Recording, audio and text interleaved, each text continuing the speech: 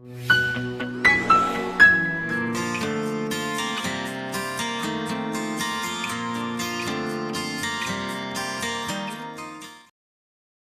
Prescription ఇచ్చేటప్పుడు all రౌండెడ్‌గా ఆలోచించాలి. Present సిమ్టమ్‌కి చాలా ఇంపార్టెన్స్ ఇవ్వాలి. దాంతో పాటుగా దానికి పాస్ట్ హిస్టరీకి లేదా దానికి మన ఫ్యామిలీ హిస్టరీకి కూడా ఏమన్నా లింక్స్ ఉన్నాయా అన్నది మనం చాలా కీన్‌గా మనం చూసుకొని మనం ప్రిస్క్రిప్షన్‌ని ఇవ్వాల్సి ఉంటుందన్నమాట. So that your prescription will be accurate many a times. ఖచ్చితంగా యాక్యురేట్ అవుతది. ఆ లింక్స్‌ని గనక మనం కలుపుకొని గనక మనం ఆ రెమెడీని గనక మనం ఇవ్వగలిగితే. సో, ఒక ప్రిస్క్రిప్షన్ ఇచ్చేటప్పుడు ఖచ్చితంగా అన్నీ ఆలోచించి ఇవ్వండి. ఇచ్చినప్పుడు ఖచ్చితంగా మనం చాలా సందర్భాల్లో మాక్సిమం మనం ఫెయిల్ అన్నదే మనకి రాదు. బట్ ఎంత మనం చేసినా, ఎంత ఆలోచించినా గాని కొన్ని సందర్భాల్లో మనం పూర్తి స్థాయిలోనే ఇంటర్నల్‌గా ఆ లోతులో వెళ్లి చూడలేని పరిస్థితి కూడా ఉంటుంది. బట్ స్టిల్ మనం ఎంత కష్టపడి మనం ఎంత బాగా ఆలోచిస్తే అంత బెటర్‌గా మనకి రిజల్ట్స్ వస్తాయన్నమాట. So, this is so important. మనకి డిజీనెస్ ఇవి అనగానే నాకు ఆ కేసు గుర్తొచ్చింది.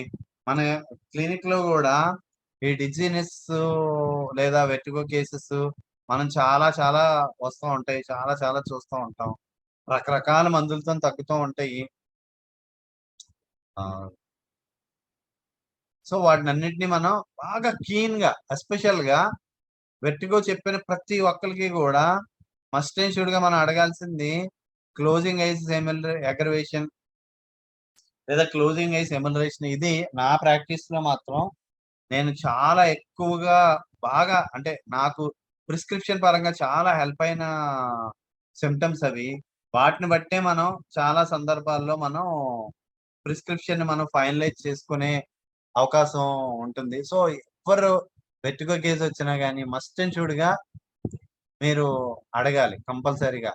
మీకు కళ్ళు మూసుకుంటే బావుంటుందా? కళ్ళు తెరిస్తే బావుంటుందా? అన్నది. So, next head symptoms. The head furnishes many symptoms. The sulfur patient is subject to periodical headaches, congestive headaches, a sensation of great congestion with the stupefaction attended with nausea and vomiting. So, sulphur పేషెంట్‌కి periodical sick headaches చాలా ఎక్కువగా వస్తుంటాయి. Congestive headaches వస్తాయి. A sensation of great congestion ఉంటది స్టూపిఫాక్షన్‌తో పాటుగా. దాంతో పాటు nausea, vomiting గూడా ఉంటది.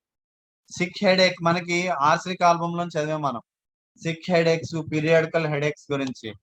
ఆహ్, ఎంత గ్యాప్ పెరుగుతూ ఎంత లాంగ్ గ్యాప్‌లో వస్తూ ఉంటే ఆ హెడేకు, అది అంత మోర్ సీరియస్ కాంప్లికేషన్ అని మనం అర్థం చేసుకోవాలనమాట.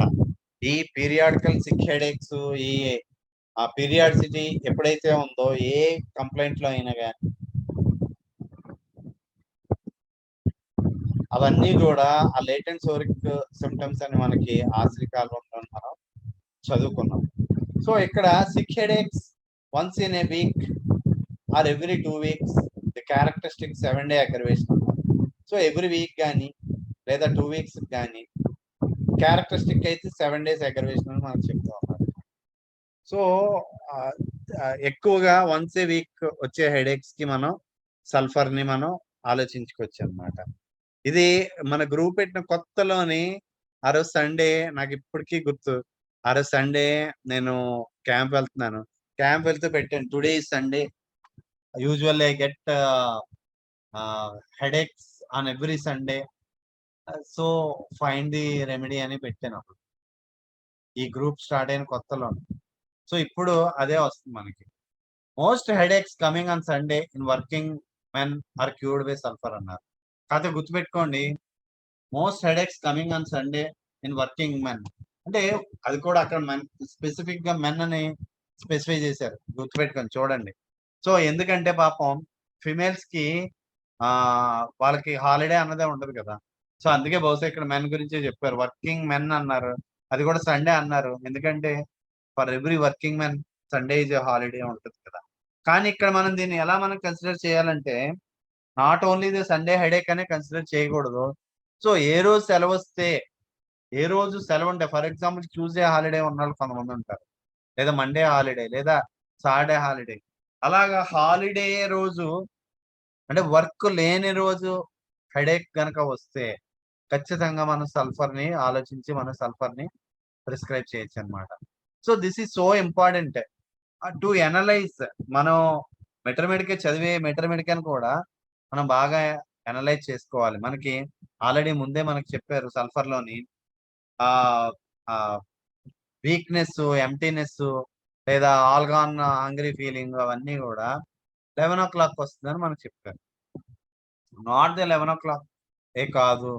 So usually 1 hour before their usual meal అని కూడా మనకి ఎక్స్ప్లెయిన్ చేసి చెప్పారు.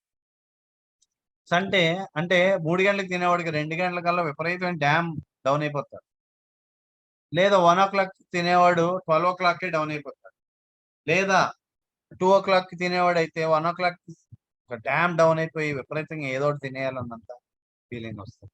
So 1 hour before their usual meal. అలానే ఇక్కడ మనకి ఆ వర్కింగ్ డే కాని రోజు ఏదైతే ఉంటుందో, హాలిడే ఏదైతే ఉంటుందో, ఆ రోజు గనక హెడేక్ వస్తే మనకి ఎస్పెషల్లీ మెన్లోని మనకు సల్ఫర్ని ఆలోచించవచ్చు. You can figure this out.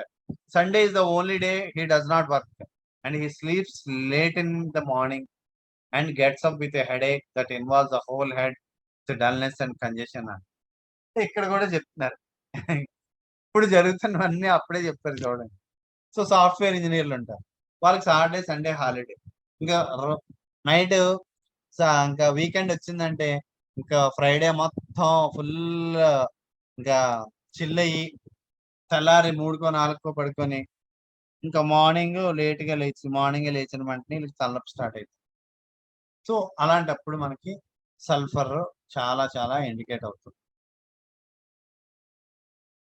And gets up with a headache that involves the whole head with dullness and condition. Being busy and active prevents the headache during the week. So బిజీగా యాక్టివ్గా ఉన్నంత వరకు ఈ headache రాదు అని చెప్తారు. So this is so important. Some times మనకి పేషెంట్లు చెప్తూ ఉంటారు, నేను పనిలో ఉన్నంత వరకు నాకు ఏమీ రాదు, ఇలా పని అయిపోయిన వెంటనే ఎలా వచ్చానో నాకు స్టార్ట్ అయిపోతాను. ఇది కూడా అలాంటిది. సో సమ్ టైమ్స్ దాన్ని మనం రెస్ట్ అగ్రవేషన్ కూడా మనం తీసుకోవచ్చు. Next, others have periodical headache every 7 or 10 days with nausea and vomiting of bile అన్నారు. సో 7 days or 10 days కి రావచ్చు, దాంతోపాటు నాజియా అండ్ వామిటింగ్ ఉండొచ్చు. Again he may have headache lasting 2 or 3 days అని. మళ్ళా హెడేక్ అంటే పీరియాడికల్ హెడేక్ చెప్పారు, 7 days కి 10 days కి వచ్చే హెడేక్ గురించి చెప్పారు. తర్వాత మళ్ళీ ఇంకో టైప్ హెడేక్ చెప్తారు, లాస్టింగ్ 2 or 3 days, 2 రోజులు 3 రోజులు కంటిన్యూస్ గా ఉండిపోతుందంట హెడేక్ వచ్చిందంటే. A congestive headache with nausea and no vomiting, or headache with vomiting of bile.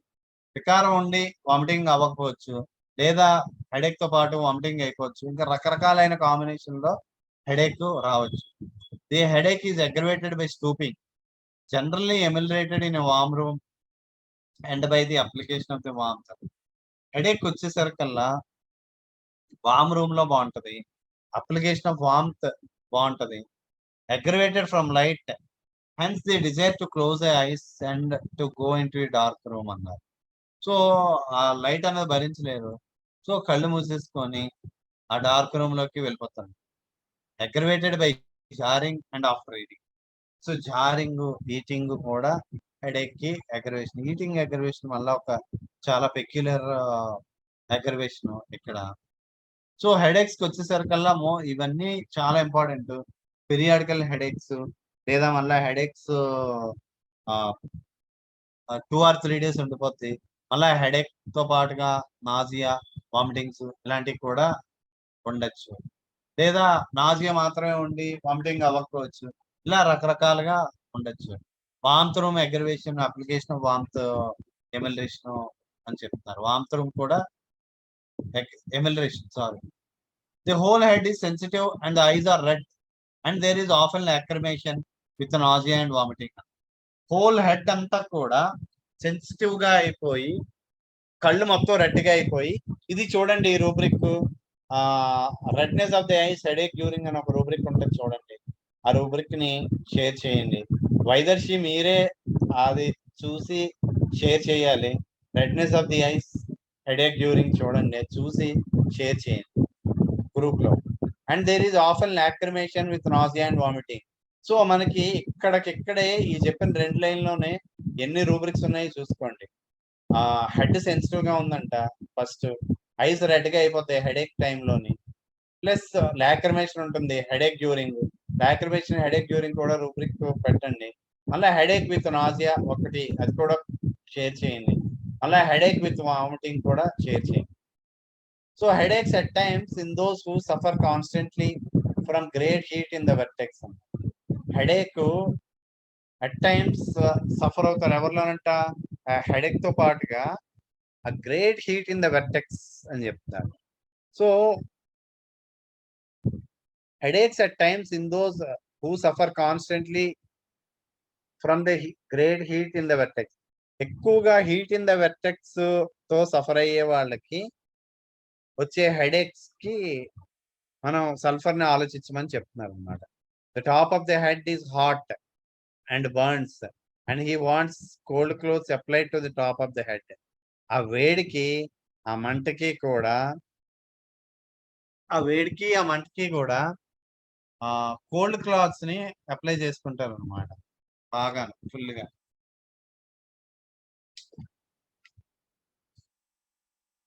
Next, these headaches associated with heat or often ameliorated by cold but otherwise the head is ameliorated in a warm room.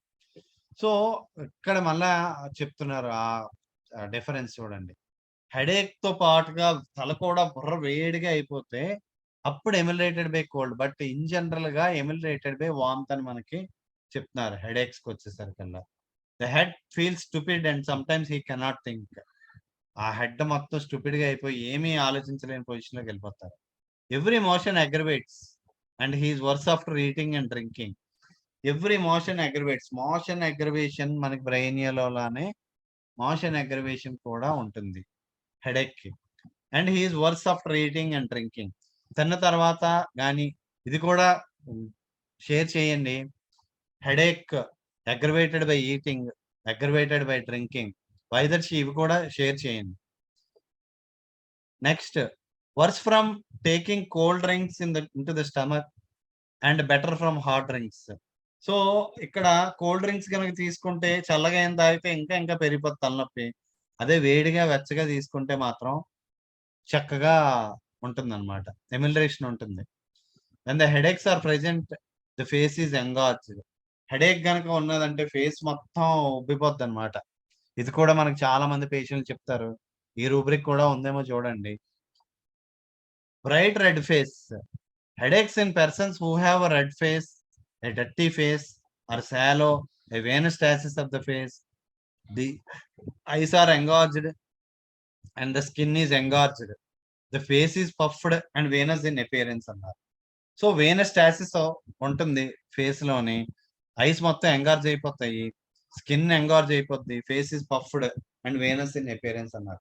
So ఈ Venus constitutions ఎవరిలోనైనా కానీ, ఏ రెమెడీలో అయినా కానీ, అది కార్బోవిస్ కానీ, పల్స్ట్రిలా కానీ, fluoric acid కానీ, లాక్సిస్ కానీ, sulphur కానీ, వీటన్నిటిలోని కూడా స్టాసిస్ ని మనం చూస్తాం అనమాట. సో అందుకే ఆ పఫీనెస్ అది ఎవరిలోనైతే ఎక్కువగా ఉంటాయో, బాడీలో ఏ పార్ట్లోనైనా కానీ బాగా ఒళ్ళంతా ఉబ్బిపోయిందని మనకి ఎవరైతే చెప్తారో, ఫేస్ అది బాగా ఫుల్ గా మనకు కనిపిస్తూ ఉంటుందో, వాళ్ళందరిలోని కూడా ఆ వేనస్ కాన్స్టిట్యూషన్ ఉన్నట్టు మనం అర్థం చేసుకోవాలన్నమాట.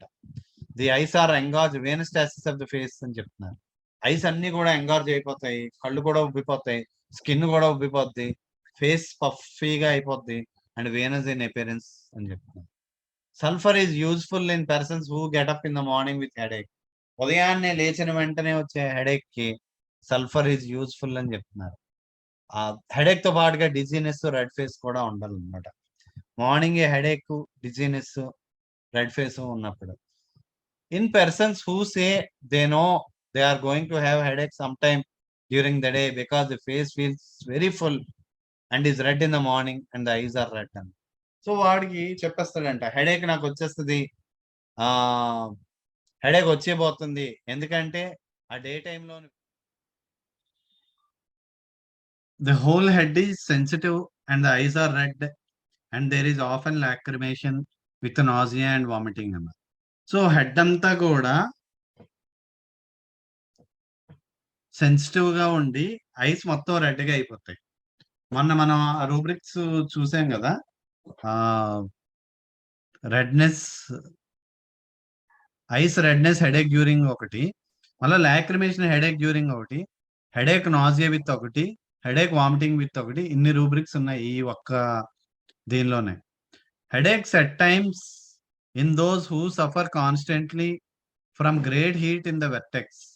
హెడేక్స్ ఎక్కువగా హెడేక్స్ ఉన్న వాళ్ళలోని ఆ వెర్టెక్స్ లో హీట్ ఎక్కువగా ఫీల్ అవుతున్న వాళ్ళలో హెడేక్స్ వస్తాయని మనకు చెప్తున్నారు. The top of the head is hot and burns and he wants cold clothes applied to the top of the head. So head top of the head అంతా వేడిగా మంటగా, దానికేమో ఆ చల్లని క్లాత్ ని పెట్టుకుంటారు అనమాట నెత్తి మీద. These headaches are associated with heat or often ameliorated by cold but otherwise headache is ameliorated in a warm room అన్నారు. ఇక్కడ మనకి అక్కడ క్లియర్ గా ఆ డిఫరెన్షియేషన్ చెప్తున్నారు. హెడేక్ తో పాటుగా ఆ హీట్ సెన్సేషన్ కనుక ఉంటే ameliorated by cold, otherwise ameliorated in a warm room. The head feels stupid and sometimes he cannot think. Head అంతా స్టూపిడ్ గా అయిపోయి అస్సలు థింక్ చేయలేడు అనమాట.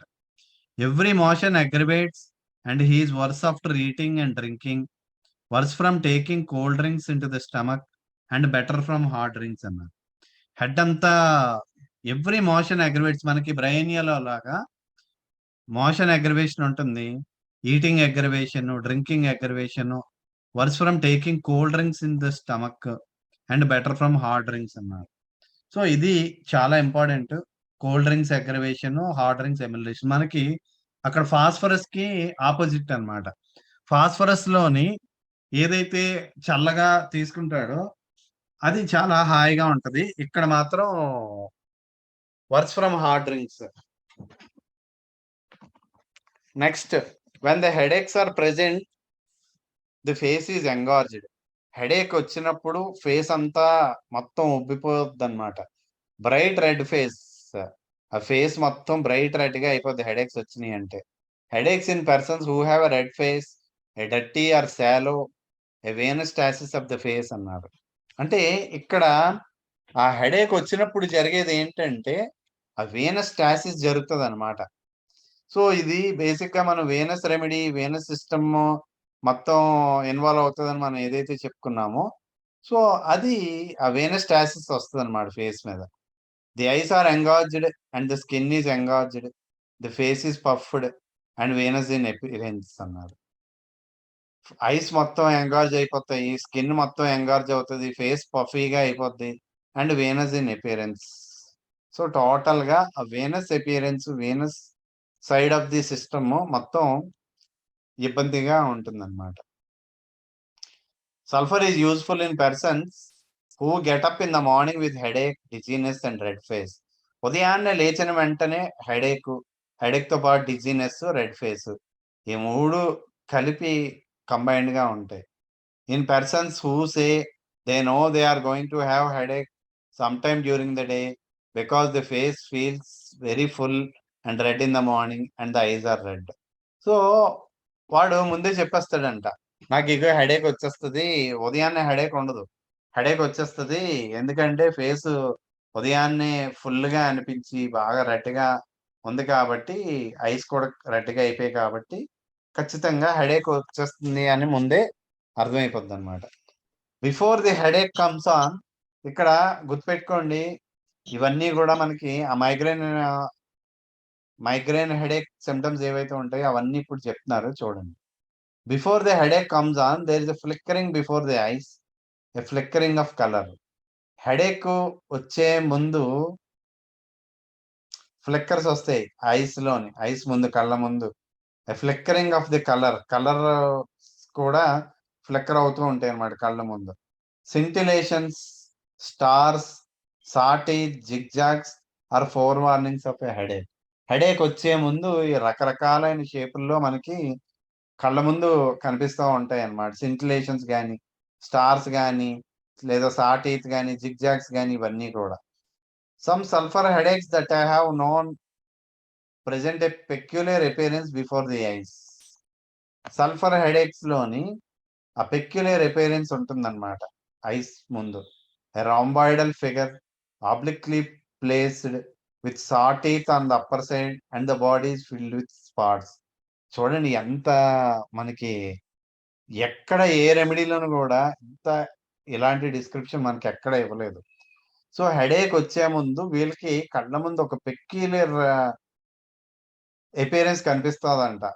రాంబాయిడ్ ఉంటది, ఆబ్లిక్ గా ప్లేస్ అయి ఉంటది, స్ట్రైట్ గా కాకుండా. దానికేమో అప్పర్ సైడ్ ఏమో saw teeth ఉంటాయి, అండ్ ద బాడీ మొత్తం ఫిల్డ్ విత్ స్పాట్స్ ఉంటుంది అనమాట. ఆ షేప్ లో అలాగ మనకి కనిపిస్తుంది అనమాట. Some times this figure is seen toward one side of the object looked at, sometimes on the other side, but it is seen equally distinct with both eyes at the same time. ఈ figure ఏదైతే ఉందో ఒక side of the object ని చూసినప్పుడు అనిపించవచ్చు, sometimes on the other side, కానీ equally distinct with both eyes, రెండు కళ్ళతోని ఒకేసారి కనుక చూస్తే డిస్టింక్ట్ గా కనిపిస్తుంది అనమాట. సో ఈ షేప్ మనకి హెడేక్ ముందు, హెడేక్ టైంలో మనకి కనిపించవచ్చు అనమాట కళ్ళ ముందు. These saw teeth are flashes of heat. ఇవన్నీ కూడా గుర్తుపెట్టుకోండి. మనం ఇప్పుడు ఈ సల్ఫర్ లో చదువుతున్న ప్రతి సిమ్టమ్ కూడా మనం ఏదైతే సల్ఫర్ ని మనం చెప్పుకుంటామో ఏమని, కింగ్ ఆఫ్ యాంటీసోరిక్స్ అని, ఇప్పుడు ఇందులో చదివిన ఎవ్రీ సిమ్టమ్ కూడా ఆ సోరిక్ ట్రైట్స్ నుంచి వచ్చిన సిమ్టమ్స్ అన్నమాట. సో ఈ హెడేక్స్ ఏవైతే ఉన్నాయో, ఈ టైప్ ఆఫ్ హెడేక్స్ అన్ని కూడా డీప్ సోరిక్ ట్రైట్ ఉన్న సిమ్టమ్ అని మనం బాగా అర్థం చేసుకోవాలన్నమాట. These saw teeth are flashes of light and the base of the figure grows increasingly darker until you get all the colors of the rainbow. ఈ saw teeth ఏవైతే మనం చెప్పుకున్నామో అవి అలా ఫ్లాషెస్ ఆఫ్ లైట్ లాగా ఉండి బేస్ అలా నెమ్మదిగా dark గా అయిపోయి రకరకాలైన రెయిన్బో కలర్స్ వచ్చేస్తాయంట హెడేక్ ముందు. whenever he disorders his stomach he has this peculiar vision. So stomach disorder ఎప్పుడైతే వచ్చిందో ఈ పెక్యులర్ విజన్ వస్తుంది అనమాట. Sometimes it comes in the morning after eating and sometimes at noon after eating. It comes also when he is hungry in the evening and delays his eating. These zigzags come very often with that all gone hungry feeling in the stomach. So ఈ zigzags ఇవన్నీ కూడా ఉదయం తిన్న తర్వాత రావచ్చు, మధ్యాహ్నం తిన్న తర్వాత రావచ్చు, లేదా ఆకలి వేసినప్పుడు రావచ్చు. ఇవన్నీ కూడా ఎక్కువగా ఆ స్టమక్ లోని ఆకలి వేసినప్పుడు, డిలే అయిపోయినప్పుడు ఫుడ్, అప్పుడు ఈ జిగ్జాగ్స్ వచ్చేస్తాయి అన్నమాట. సో మనకి ఈ రూబ్రిక్ చూడండి, ఈ రూబ్రిక్స్ ఎక్కడున్నాయో ఒకసారి అవి గ్రూప్ లోని షేర్ చేయండి. We have this same state of affairs, similar appearance of zigzags and flickerings in both the natrum muriaticum and sorinum before the headache అన్నమాట. ఈ జిగ్జాగ్స్ కానీ ఇలాంటి ఫ్లిక్కరింగ్స్ కానీ ఇవన్నీ కూడా మన నాట్రమూర్లోని సోరినంలోని కూడా హెడేక్ బిఫోర్ ఉంటాయి అన్నమాట, హెడేక్ ముందు. They are warning of headaches. అవన్నీ కూడా హెడేక్ కి వార్నింగ్ అన్నమాట. These zigzags, flickerings, sparks, stars, and irregular shapes appear before the eye periodically and may last an hour or so. Periodical గా ఈ zigzags కానీ, ఫ్లిక్కరింగ్స్ కానీ, స్పార్క్స్ కానీ, స్టార్స్ కానీ, అండ్ ఇర్రెగ్యులర్ షేప్స్ కానీ ఇవన్నీ కూడా ఐ ముందు అలా పీరియాడికల్ గా కనిపిస్తూ ఉంటాయి. And may last an hour or so. ఒక గంట లేదా ఇంకొద్దిసేపు ఉండొచ్చు. In the head there is much throbbing. ఈ హెడ్ లోని బాగా థ్రాబింగ్ ఉంటుంది. Morning headaches and headaches coming on noon Headaches also mentioned before that begin after the evening meal and increase into the night entering the sleep అన్నారు. So headaches morning time రావచ్చు, లేదా noon time రావచ్చు, లేదా ముందు చెప్పినట్టు evening dinner చేసిన తర్వాత start అయ్యి నైట్ అంతా కూడా నిద్ర లేనంతలాగా హెడేక్స్ రావచ్చు. సో ఈ హెడేక్స్ మనకి సల్ఫర్‌లోని ఈవెన్ మనం నాటర్మూర్‌లో కూడా చాలా ఎక్కువ చదువుతాం హెడేక్స్ గురించి. ఈవెన్ లైకోపోడియంలో మీకు హెడేక్స్ గురించి కెంట్‌లోని చాలా అద్భుతమైన డిస్క్రిప్షన్స్ ఇస్తాడు. ఫాస్ఫరస్ హెడేకు, సల్ఫర్ హెడేకు, సోర్నం వీటన్నిటిలోని ఎలా ఉంటుంది హెడేక్స్ అన్నది ఇస్తారన్నమాట. It is related to the hunger రిలేటెడ్‌గా హెడేక్స్ గురించి చాలా బాగా అద్భుతంగా మనకి ఎక్స్‌ప్లెయిన్ చేస్తారు.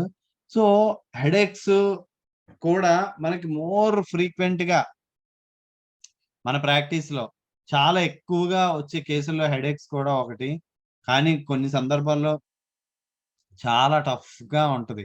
హెడేక్స్ లాంటివి ట్రీట్ చేయడం. ఎందుకంటే ఆల్రెడీ ప్రీవియస్‌గా ఎక్సెసివ్ మెడికేషన్‌లోకెళ్ళిపోతే వాడేసి ఉండుంటే ఎప్పటికప్పుడు పెయిన్ కిల్లర్స్ అయి యేసుకుంటుంటే ఆల్రెడీ మనకి కేస్ మొత్తం మెస్అప్ అయిపోయి, ఆ క్లియర్ సింప్టమ్స్ ఏమి బయటికి రాకుండా ఓన్లీ హెడేక్స్ అనే one sided డిసీజ్‌లా అయిపోద్దనమాట.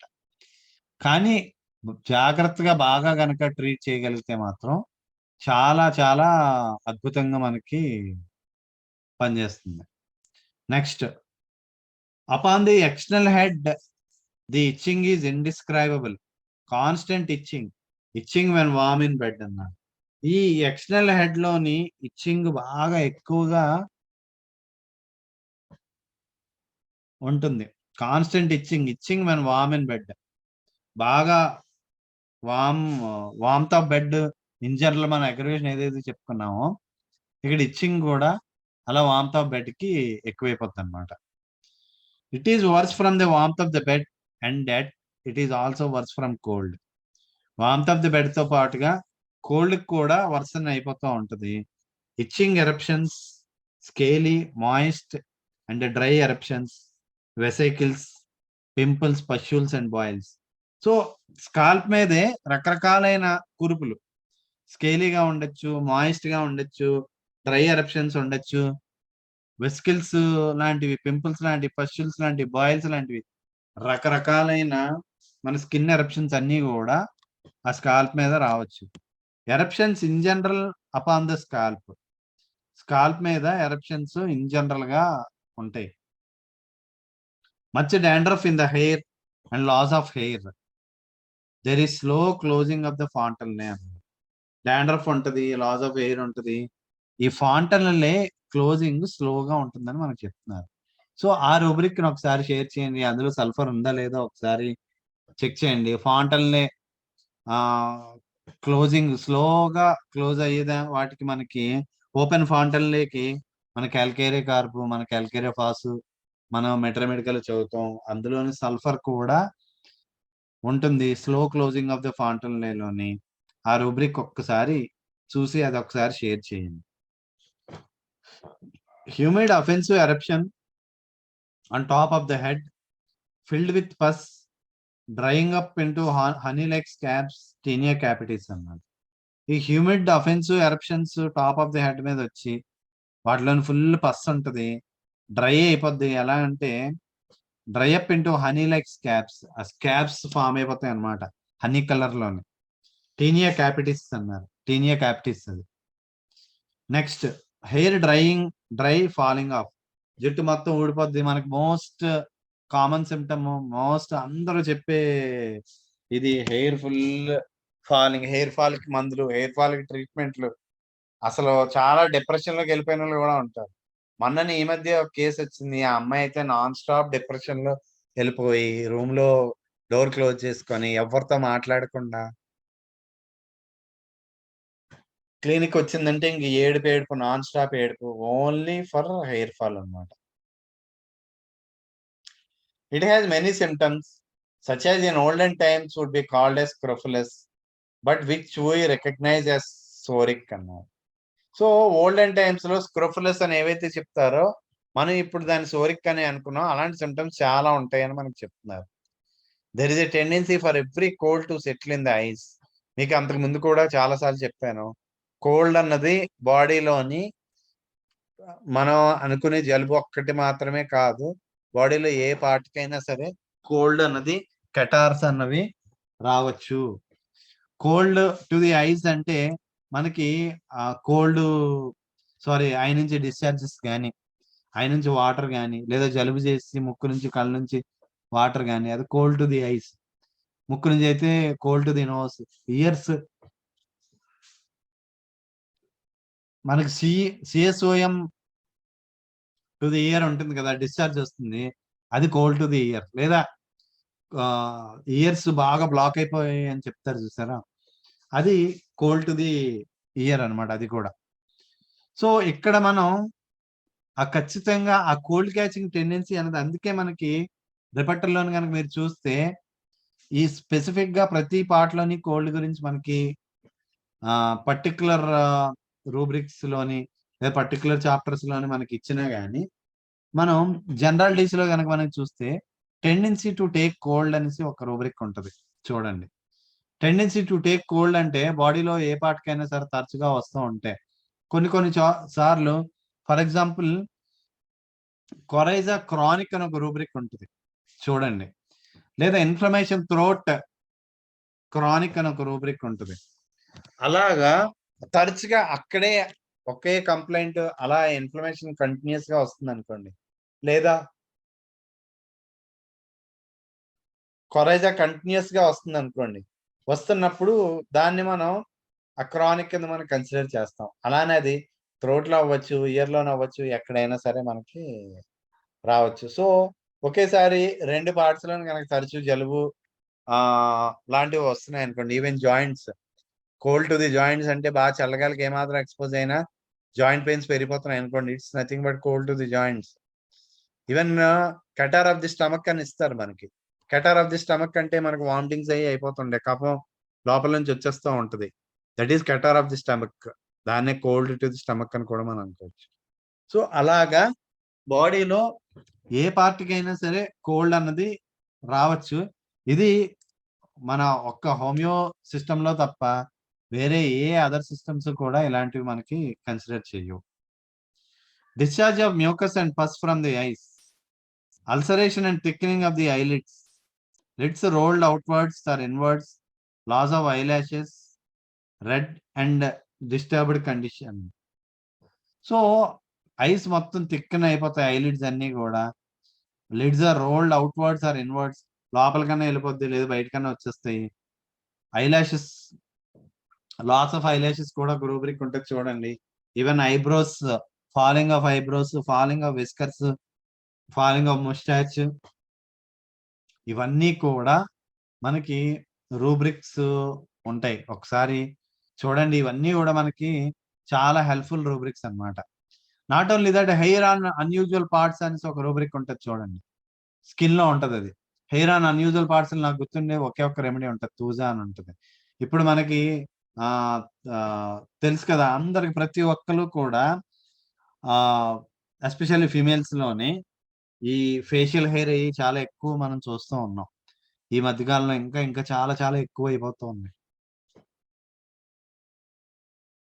What it denotes? What it denotes దాన్ని మనం ఎలా అర్థం చేసుకోవాలి? దాన్ని మనం ఎలా ఆలోచన చేయాలంటే, ఇట్స్ ఎ క్లియర్ కట్‌గా మనకు అర్థమవుతుంది ఏంటంటే, ఆ ఫీమేల్స్ ఎవరైతే ఉన్నారో వాళ్ళలోని మాస్కులైన్ ఫీచర్స్ ఎక్కువైపోతున్నాయి, పెరిగిపోతున్నాయి అని మనకర్థం.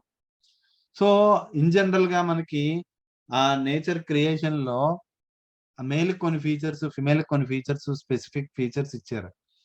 సో, ఆ ఫీచర్స్ ఎప్పుడైతే లూజ్ అయిపోతున్నారో, వాళ్ళలోని ఆ ఫెమినిటీ ఎప్పుడైతే పోతూ ఉందో, ఆ చైల్డ్ బేరింగ్ కెపాసిటీ అవ్వచ్చు, లేదా ఆ స్టెరిలిటీ ఏదైతే ఉందో, అది ఇన్‌ఫెర్టిలిటీ, స్టెరిలిటీ ఈ ఫీచర్స్ కూడా చాలా చాలా ఎక్కువగా పెరిగిపోతున్నట్టు మనం అర్థం చేసుకోవాలనమాట. సో, మనకి సెపియాలోని మనం చదువుతాం. అక్కడ క్లియర్ కట్‌గా చెప్తారు. ఆ హిప్ ఇట్ ఈస్ ఆ పెల్విస్ ఏదైతే ఉందో అది ఫీమేల్ పెల్విస్‌లా ఉండదు. చైల్డ్ బేరింగ్‌కి వాళ్ళకి పనిచేయదని మనకి క్లియర్ కట్‌గా చెప్తారు. అది మాస్కులైన్‌గా ఉంటుందనేసి. అంటే ఆ షేప్ ఏదైతే ఉందో ఆ షేప్ ఉండదని మనకు చెప్తారు. సెపియాలోని. సెపియా లాంటి రెమెడీస్‌లో అలాంటి ఫీచర్స్ గురించి చెప్పారంటే, సో ఇప్పుడు మనం చూస్తూ ఉంటే అందరిలోని చాలా ఎక్కువ మందిలోని ఇవే ఫీచర్స్ మనం అబ్జర్వ్ చేస్తున్నాం, గమనిస్తూ ఉన్నాం. వాట్ ఇట్ డినోట్స్ ఈస్ ఆ మాస్కులినిటీ ఎప్పుడైతే పెరిగిపోతూ ఉందో చైల్డ్ బేరింగ్ కెపాసిటీ, మళ్ళా ఫెమినైన్ టెండెన్సీస్, ఫెమినైన్ ఇవి కూడా మొత్తం బాగా తగ్గిపోతున్నాయి. దాని వలన ఖచ్చితంగా మనకి వాళ్ళకి భగవంతుడిచ్చిన ఫిమేల్స్‌కి భగవంతుడిచ్చిన వరం ఏదైతే ఉందో, ఆ చైల్డ్ బేరింగ్ ఇది అది బాగా తగ్గిపోతుందని మనకి అర్థమవుతూ ఉందన్నమాట. సో, మనం ఏ సిమ్టమ్‌ని మనం చూసుకున్నా గాని, ఫర్ ఎగ్జాంపుల్ ఇప్పుడు జెంట్స్ చూస్తూ ఉంటాము. జెంట్స్‌లోని గనక వాళ్ళకి ఎక్కువగా బియర్డ్, ముస్టాచ్ అవి సరిగ్గా రాలేదంటే, వాళ్ళలోని ల్యాక్ ఆఫ్ మాస్కులినిటీ. ఆ మాస్కులినిటీ వాళ్ళలోని తగ్గిపోతుంది. సో, వాళ్ళు కేర్‌ఫుల్‌గా ఉండాలని మనకి అర్థమవుతుందన్నమాట. ఆహ్, వాళ్ళలోని కూడా స్టెరిలిటీ అలాంటి సిమ్టమ్స్ మనకి తర్వాత తర్వాత బయటికి రావచ్చు. So, next there is a tendency for every cold to settle in the eyes, discharge of mucus and pus from the eyes, ulceration and thickening of the eyelids, lids rolled outwards or inwards, loss of eyelashes, red and disturbed condition అన్నారు. Now, if we would say complaints of the eyes in a sulfur patient, it would cover all kinds of eye troubles. Sulfur has extensive eye symptoms. Eye symptoms with eruptions on the face and scalp. ఈ చాలా extensive I symptoms ఉంటాయని మనకి చెప్తున్నారు. I symptoms with eruptions on the face and scalp. గుర్తుపెట్టుకోండి, before మనం ఇది చదవక ముందు ఇంకా కొన్ని చాలా ఇంపార్టెంట్ పాయింట్స్ చెప్పాలి. ఏంటంటే విజన్ లాస్ ఆఫ్ విజన్ ఉన్న వాళ్ళలోని కనుక, అంటే ఐ డిడ్ సమ్ రీసెర్చ్, ఆ పరంగానే నేను చెప్తున్నాను. ఒకవేళ మీ అబ్జర్వేషన్స్ కూడా మీరు కూడా అబ్జర్వ్ చేయండి. ఒకవేళ ఇది రైటో కాదో చూసుకోండి. విజన్ లాస్ ఎవరిలోనైతే ఉందో యంగ్ ఏజ్ లోనే, అంటే నార్మల్ గా పుట్టినప్పుడు బాగానే ఉన్నారు, అలా అలా కొన్ని సంవత్సరాలకు అలా విజన్ ఎవరిలోనైతే తగ్గిపోతుందో వాళ్ళ హిస్టరీని కనుక మనం బాగా కనుక గమనిస్తే ఖచ్చితంగా 100% osmotic, severe and serious osmotic history వాళ్ళ ఫ్యామిలీలోని ఉండి తీరాలి, ఉంటుంది కూడా ఖచ్చితంగా. లేదు, ఈవెన్ ఆ పేషెంట్ లోని కూడా ప్రీవియస్ గా పాస్ట్ హిస్టరీలోని చాలా ఎక్కువ ఆస్మాటిక్ టెండెన్సీ ఉండి ఉండాలన్నమాట. సో అది సప్రెస్ అయిపోయిన తర్వాత ఈ లాస్ ఆఫ్ విజన్ వచ్చే అవకాశాలు చాలా చాలా చాలా ఎక్కువ ఉన్నాయి. నేను చూసిన ఒక 10-15 కేసుల్లో ఖచ్చితంగా ఇదే బ్యాక్గ్రౌండ్ ఆఫ్ హిస్టరీ లేదా ఇదే ఫ్యామిలీ హిస్టరీ ఉన్న వాళ్ళని నేను చూశాను, మొత్తం అందరినీ కూడా. సో యంగ్ ఏజ్ లో విజన్ కనుక లూజ్ అయిపోతున్నారంటే ఖచ్చితంగా వాళ్ళలోని ఆస్మాటిక్ టెండెన్సీస్ ఎక్కడ ఉన్నాయని మనం బాగా చూసుకొని మనం ఇచ్చే ట్రీట్మెంట్ కూడా ఆ పరంగానే మనం ఇవ్వాల్సిన అవసరం ఉంటుంది.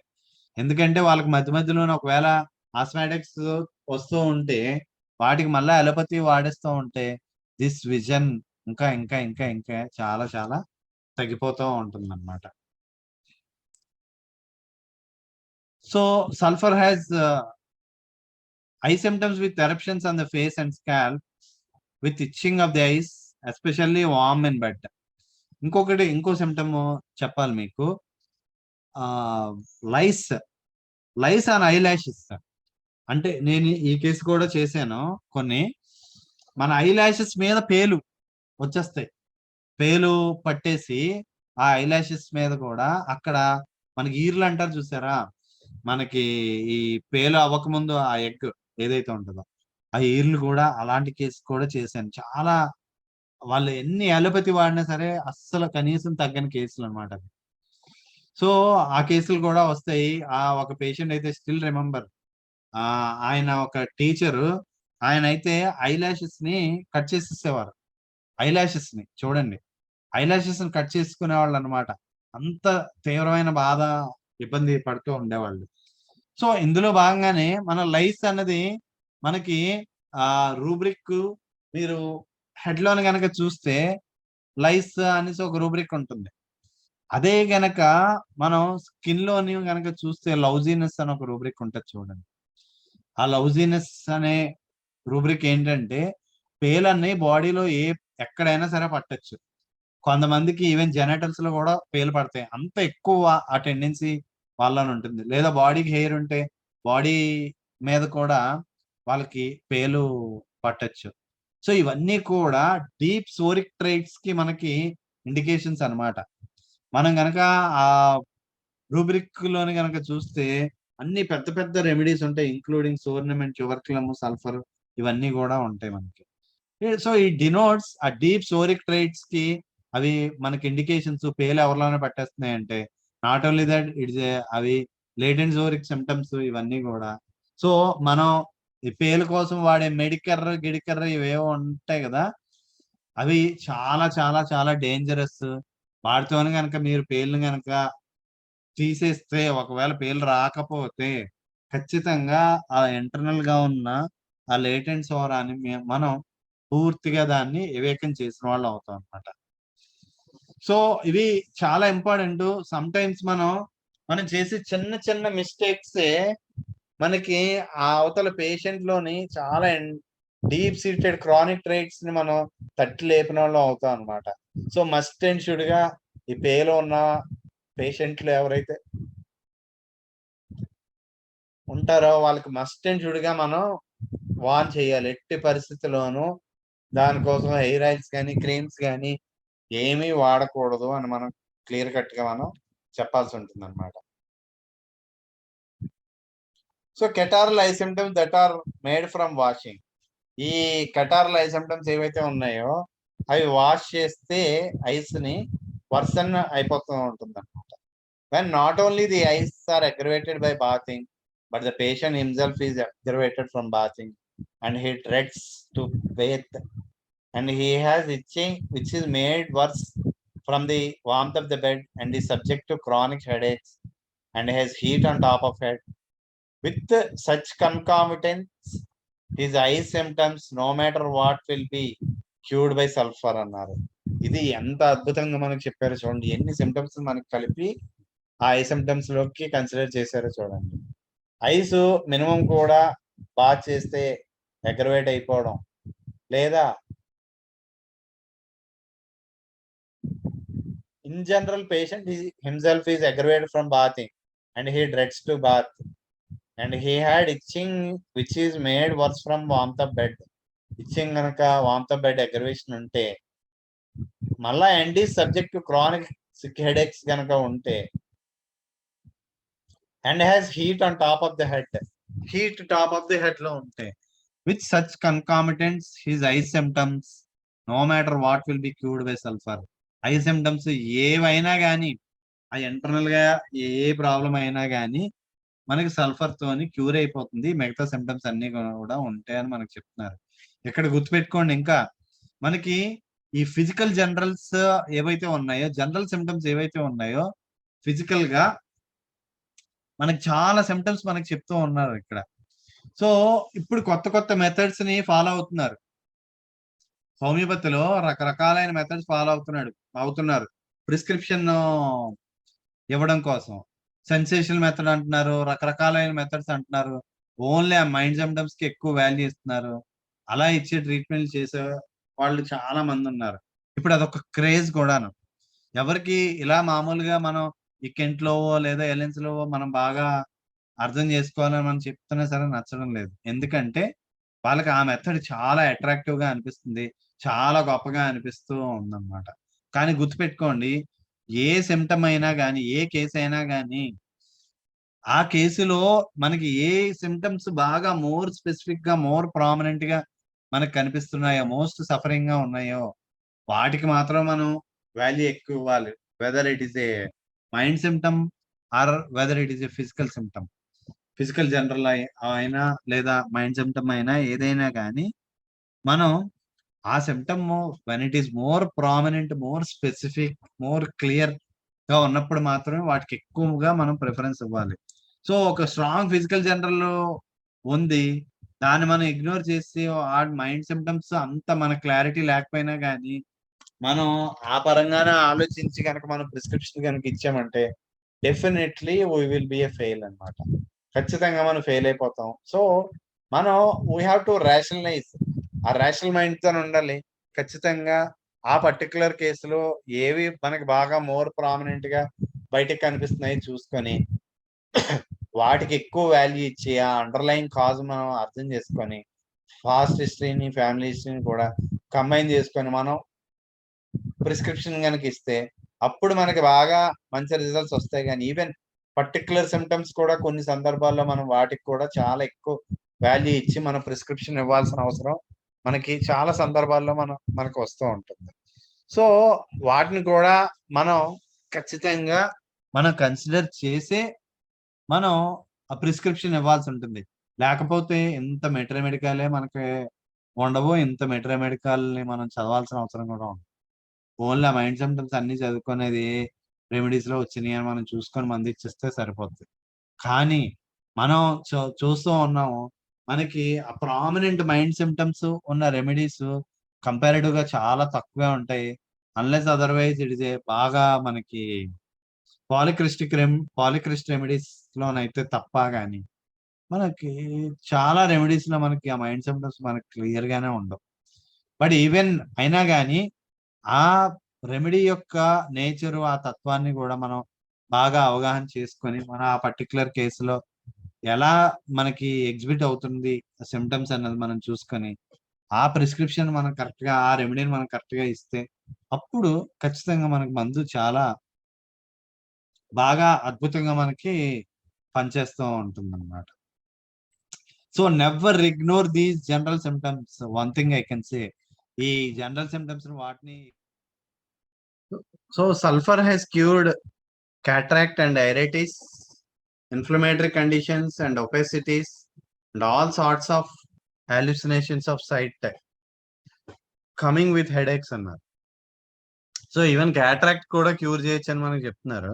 Cataract, iritis, inflammatory conditions, corneal opacities ఇలాంటివన్నీ and all sorts of hallucinations of sight coming with headaches తో పాటు వచ్చే హాల్యూసినేషన్స్ అన్ని కూడా అన్నిటికీ కూడా సల్ఫర్ వర్క్ చేస్తుందని మనకు చెప్తున్నారు.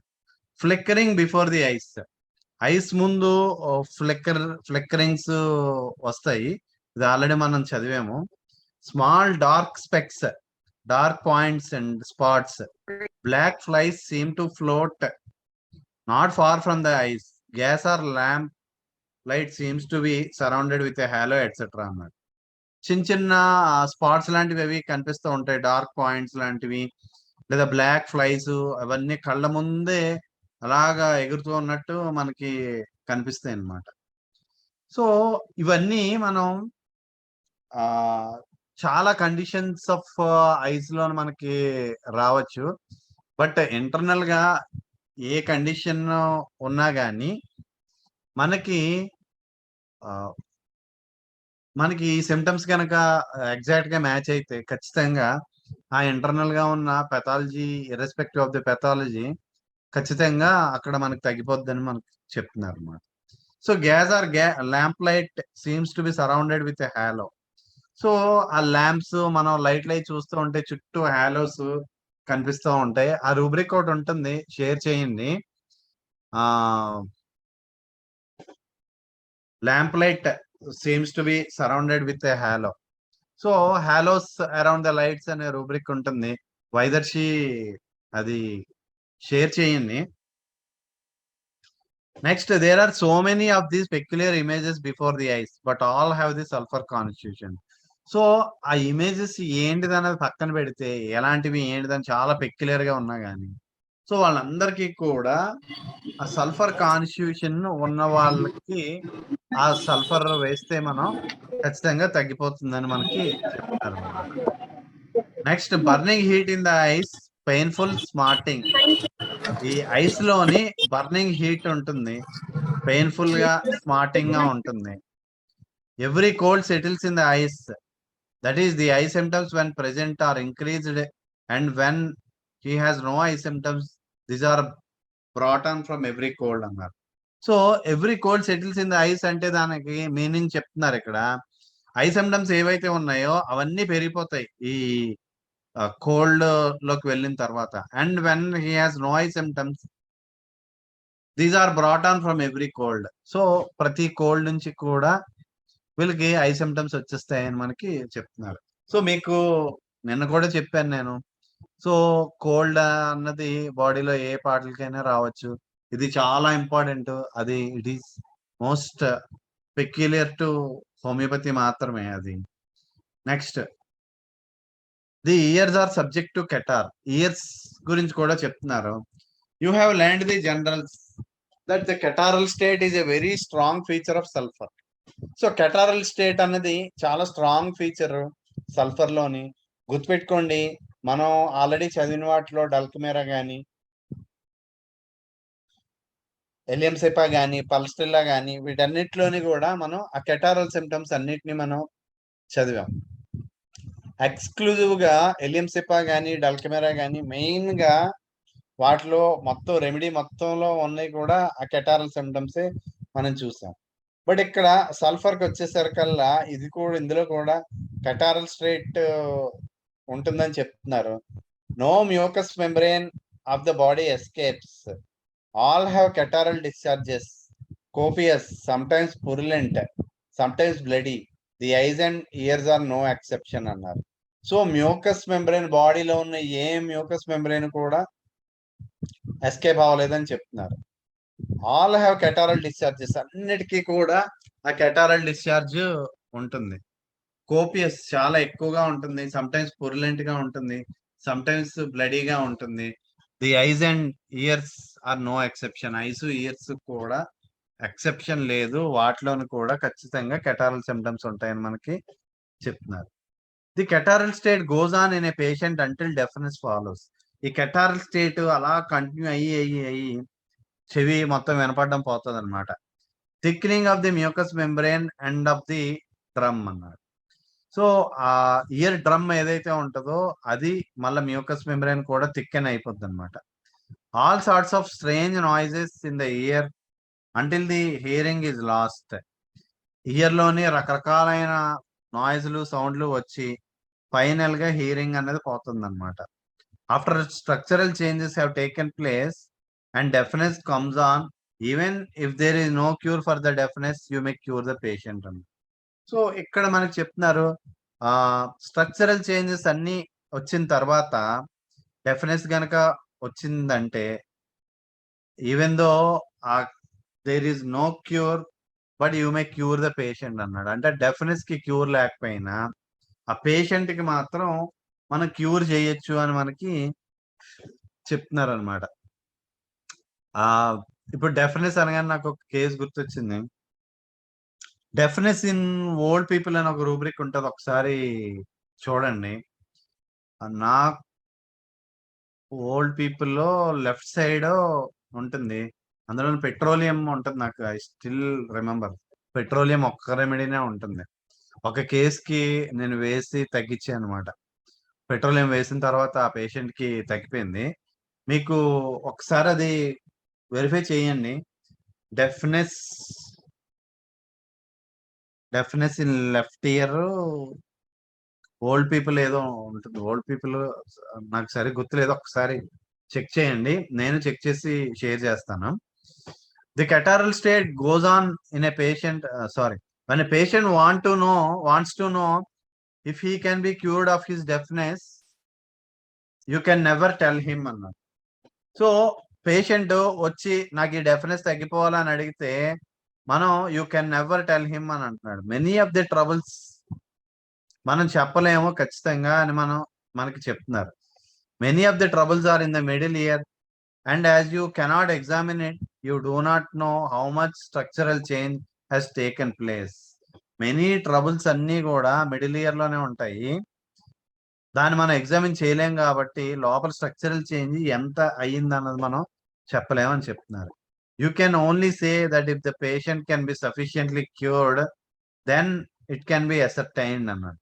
సో పేషెంట్ ని ఫుల్ ఫ్లెడ్జ్డ్ గా మనం గనక క్యూర్ చేయగలిగితే అప్పుడు మనం ఇందులో కూడా చేంజ్ వస్తుందని మనం అసర్టైన్ చేయొచ్చు అని చెప్తున్నారు. The structural changes are not very great, they will disappear after the patient is cured అన్నాడు. సో స్ట్రక్చరల్ చేంజ్ కనుక ఎక్కువ కనుక లేకపోతే ఖచ్చితంగా మనం పేషెంట్ ని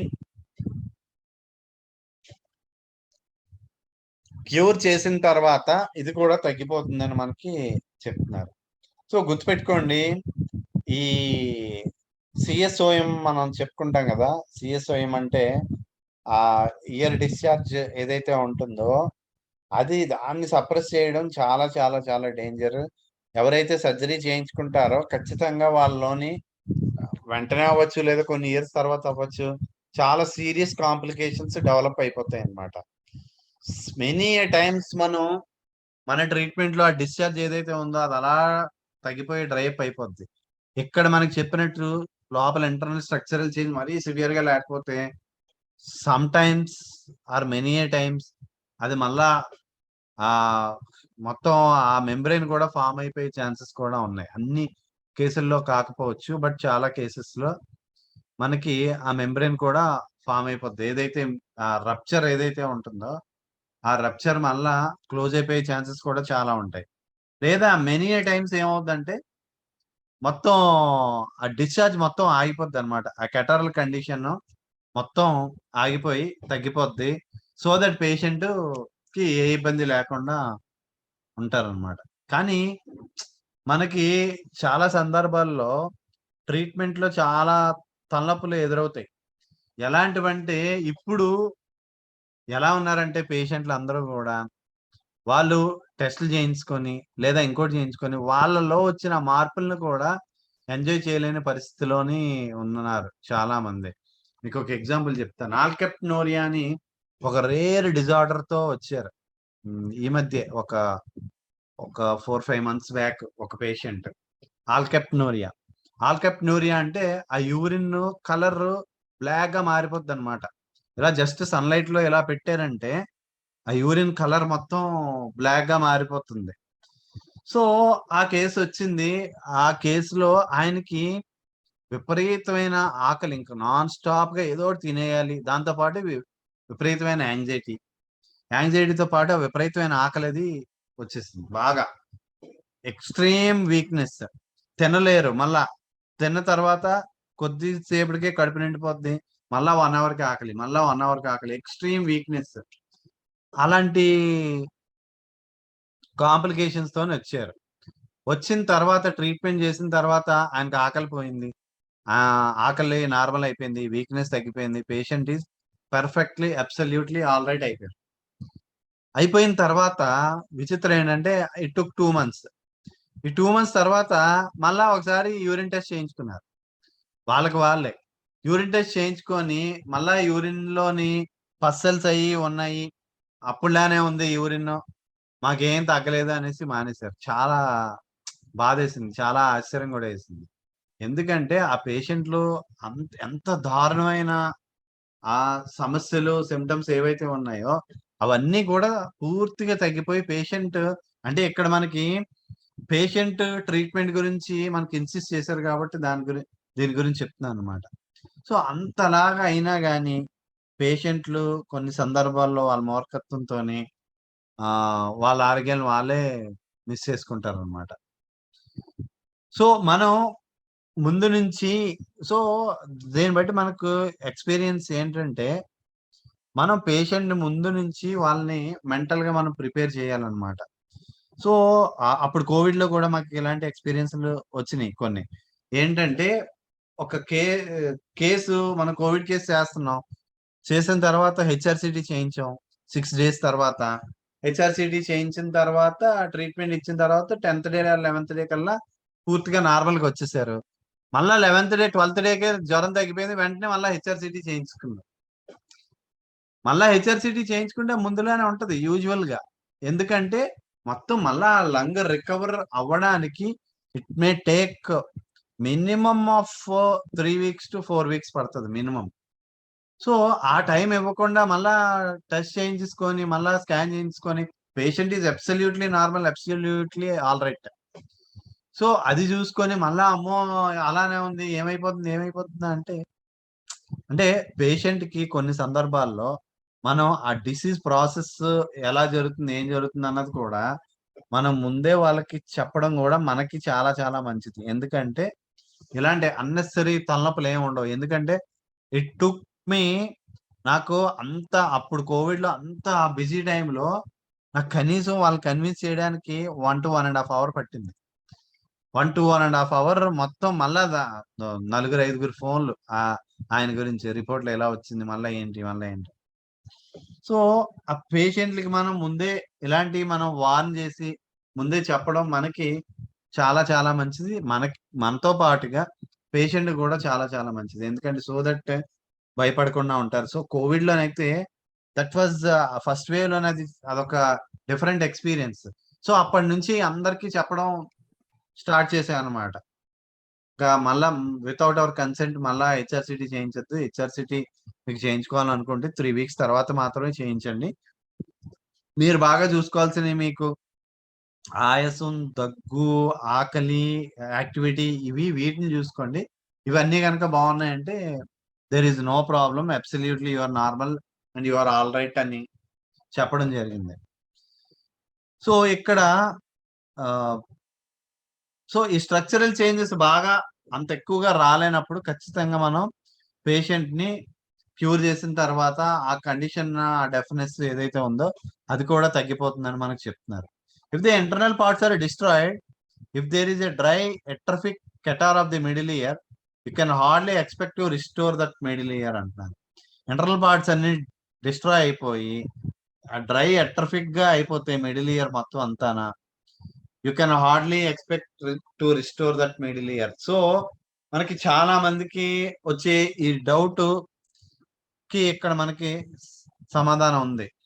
ఎందుకంటే నేను అప్పుడు కాలేజీలో చదివేటప్పుడు ఒక ఈఎన్టీ డాక్టర్ గారు ఒక 5-6 క్లాసెస్ మాకు వచ్చి చెప్పారు.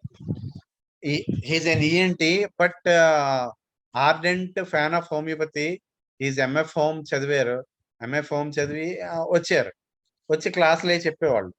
ఒక 5-6 క్లాసుల వరకు చెప్పారు. అప్పుడు చెప్పారు ఆయన.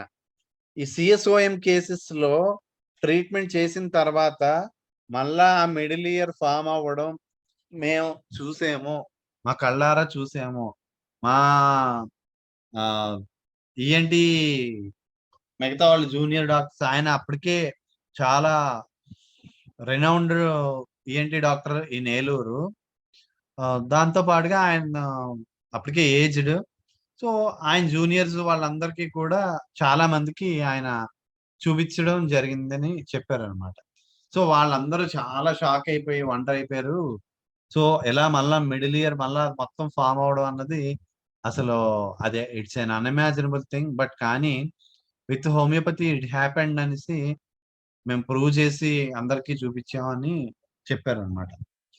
సో ఇది ఎందుకు చెప్తున్నానంటే, సో ఇక్కడ దానికి ఆన్సర్ ఇక్కడ మనకు క్లియర్ కట్ గా ఇచ్చారనమాట. మెడికల్ ఎక్కడిచ్చారంటే మనకి ఇలాంటివన్నీ కూడా మనం మనతో వాదించే మన హోమియో డాక్టర్లకైనా అవ్వచ్చు, లేదా పేషెంట్లకైనా అవ్వచ్చు, లేదా అలోపతి డాక్టర్లకైనా అవ్వచ్చు.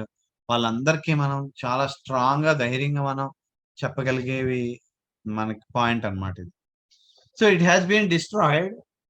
The parts that are necessary for sensation no longer register sensation because they have become atrophied అన్నారు. సో ఇక్కడ డిస్ట్రాయ్ అయిపోయింది లోపలంతానా.